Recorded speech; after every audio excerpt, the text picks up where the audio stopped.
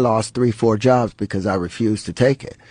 I refused. I bet you feel better about it now. Well, especially when you know all these people that have health problems because of it. Cancers has increased 300%. Yeah. All-cause mortality up 40% in some age groups. Pulmonary embolisms almost up like 500%. Yeah. I wonder what caused that. Well, Crazy. the spike proteins that's being built and collected within the system. We can go into. I can walk you through what the spike protein did to the BRCA1 gene. That's that gene inside of our DNA that tells us that there's damage that's happening, almost like the crews that go along the highway and they immediately put up cones every time there's a problem. Well, the spike protein, which is no protein has ever been able to enter into the nucleus of a cell. Not only does it go to the ribosomes and say, hey, you know what?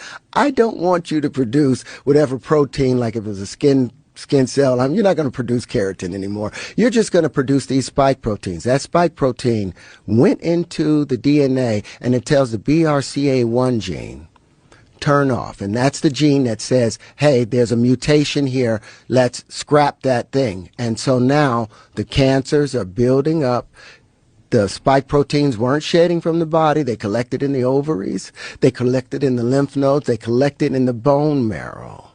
So now we have all of these diseases that's showing themselves because the body is overwhelmed trying to deal with the spike protein that's attaching itself to the ACE2 and the endothelial cells in our vascular system for everybody out there. And the more boosters you get, boom, you're turning your system off. You're turning it off. Your body cannot defend itself, and it's just collecting. It's just collecting. But it also showed me the bizarre state of human psychology, that people, if you're presented with what could be a potential solution, you want to believe in it so bad that you're willing to defend these companies that have been the most deceptive companies, proven deceptive, not just deceptive, but deceptive in the way that they are allowed to distribute information.